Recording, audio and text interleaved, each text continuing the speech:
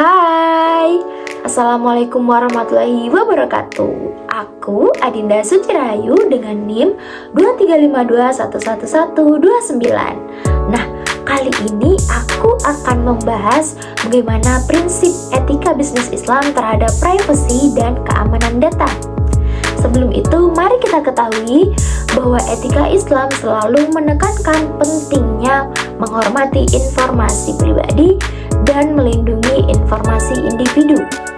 Penggunaan teknologi yang beretika haruslah memastikan keamanan data dan memastikan bahwa hal tersebut tidak akan menyebabkan penyalahgunaan data.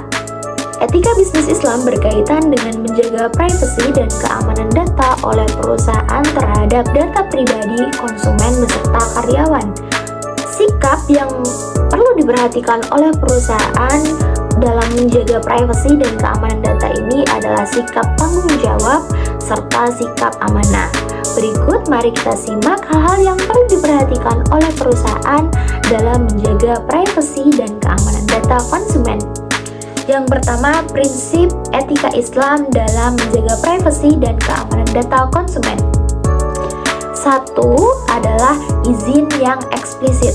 Sebuah perusahaan harus mendapatkan izin eksplisit saat melakukan pengumpulan, ingin membagikan, ataupun mengungkapkan data atau informasi pribadi dari konsumen. Yang kedua, menyediakan sarana untuk menarik persetujuan. Sebuah bisnis harus menyediakan sarana untuk menarik persetujuan dari konsumen serta memberikan petunjuk yang jelas untuk melakukannya. Selanjutnya, yang ketiga, menjaga privasi data. Sebuah perusahaan ini bertanggung jawab untuk menjaga privasi dan data-data dari konsumen meskipun konsumen tersebut telah memberikan persetujuan. Yang keempat, melindungi data dengan baik. Perusahaan harus memastikan bahwa data yang ditangani telah terlindungi dengan baik. Dan yang kelima, membatasi penggunaan data. Sebuah bisnis harus membatasi penggunaan data serta melakukan langkah-langkah keamanan dan pelestarian privasi. Dengan melindungi privasi dan keamanan data konsumen, berarti perusahaan telah memberikan haknya kepada konsumen, sehingga konsumen akan memberikan kepercayaan kepada perusahaan. Selanjutnya, aku akan membahas etika bisnis dalam privasi dan keamanan data karyawan. Yang pertama, persetujuan. Sebuah bisnis harus mendapatkan persetujuan dari karyawan untuk mengumpulkan, membagikan, dan mengungkapkan data mereka. Lalu yang kedua, transparansi. Karyawan harus mengetahui bagaimana data atau informasi pribadi ini akan digunakan nantinya. Yang ketiga, keamanan data. Perusahaan harus menerapkan langkah-langkah keamanan untuk menjaga privasi dan data-data karyawan, seperti misalnya enkripsi, terus akses terbatas, dan perlindungan dari serangan cyber. Dan yang keempat, kepatuhan hukum. Perusahaan harus mematuhi persyaratan privasi seperti perundang-undangan tentang perlindungan informasi pribadi. Dan karyawan, perusahaan harus memberikan pelatihan karyawan tentang bagaimana menjaga privasi data dan mengelola informasi. Perusahaan juga harus melatih bagaimana langkah-langkah yang harus dilakukan oleh karyawan jika terjadi sebuah pelanggaran dari hal tersebut. Nah, yang terakhir adalah tanggung jawab sosial. Perusahaan harus bertanggung jawab atas dampak sosial atas bisnis yang dilakukannya. Sebuah perusahaan yang menjaga privasi dan keamanan data akan memperoleh kepercayaan dari karyawan beserta konsumen, sehingga perusahaan dapat mempertahankan karyawan beserta konsumen di sisinya. Pengumpulan data yang berlebihan serta perlindungan data yang buruk dapat menyebabkan adanya pelanggaran data.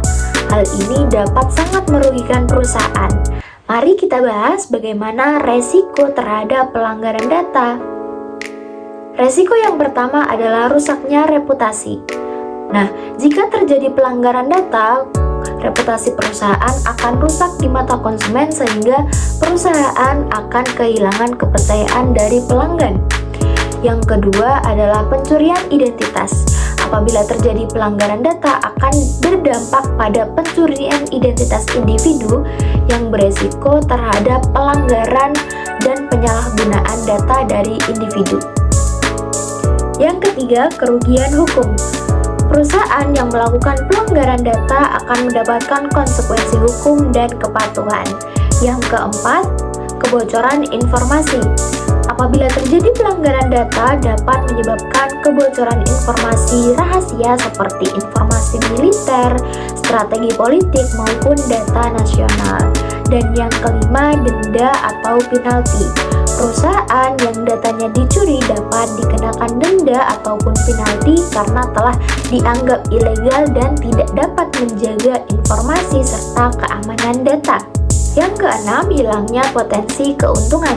Apabila terjadi pelanggaran data, perusahaan akan kehilangan potensi keuntungan dan investasi. Dan yang terakhir adalah pembalikan data yang tidak sah. Apabila terjadi pelanggaran data, maka dapat menyebabkan pembalikan data yang tidak sah. Pelanggaran data dapat terjadi karena kelalaian ataupun kesalahan internal, seperti kehilangan perangkat penyimpanan, terus pengiriman email kepada orang yang salah, ataupun ketidakamanan konfigurasi sistem. Dari hal-hal ini dapat kita simpulkan bahwa keamanan data serta perlindungan privasi data ini penting dilakukan perusahaan untuk menjaga informasi pribadi dan identitas dari konsumen beserta karyawan. Hal ini juga penting untuk mendapatkan kepercayaan dari konsumen maupun dari karyawan. Nah, apabila perusahaan telah melakukan pelanggaran data, perusahaan dapat dikenakan sanksi sesuai dengan hukum yang berlaku. Nah, tadi merupakan prinsip etika bisnis Islam terhadap privasi dan keamanan data konsumen beserta karyawan. Semoga penjelasanku tadi dapat membantu kita semua. Bye-bye, terima kasih telah menonton.